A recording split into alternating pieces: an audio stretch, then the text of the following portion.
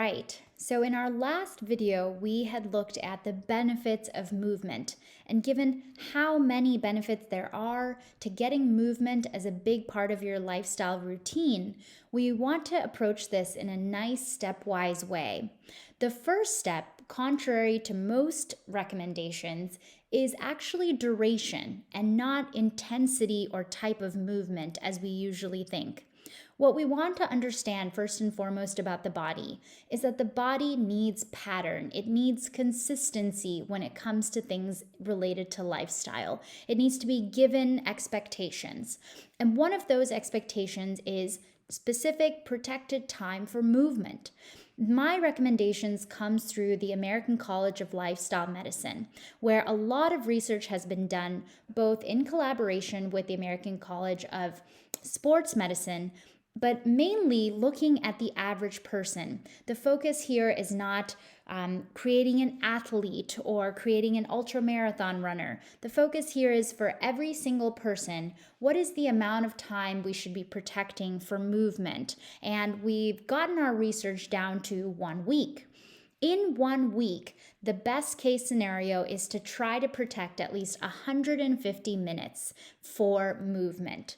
Now, as you can see in this section over here, there is a difference in the intensity dependent on if you're looking for weight loss or you're looking for maintenance.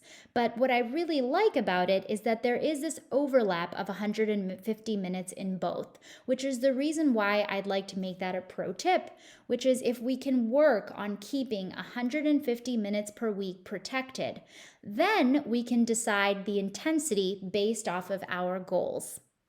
Now, the other very interesting thing that we found through research in the American College is that really it just takes 10 minutes of active movement to start creating metabolic change. So when you look at these sample weekly movement plans, you can cater your protected movement times for anything from, your work schedule, or if you are a stay-at-home mother and you have to work around your children's schedule, or if in general you have a very, very busy jam-packed life. So consider how you're going to try to protect 150 minutes per week for movement. Another important pro tip is it's okay to start slow. Remember, lifestyle is something we want to keep sustainable. We want to do this forever, pretty much.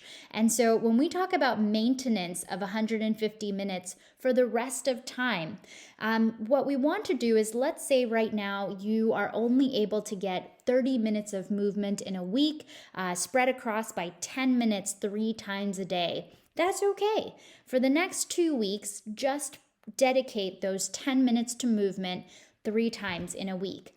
But after about 6 sessions, or generally in that case, it would be 2 weeks, after that, add another 10 minutes. And if it's possible, add even more. But always remember that when you're adding time, do your best to make it a set amount of time that you're not going to have to go backwards from.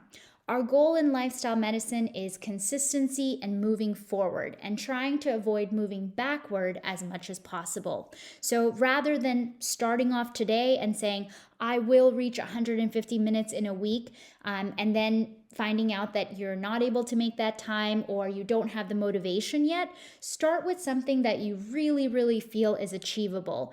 Even something that you might laugh at yourself for, because at least once it's achieved, you've already started creating that pattern for your body. So again, aiming for that 150 minutes per week, but understanding that it could take, 6 or 7 weeks for you to get to that time. And focus first on duration, meaning every week, can you set out that amount of time?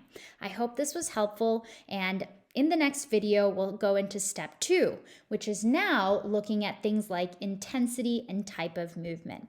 Talk to you soon.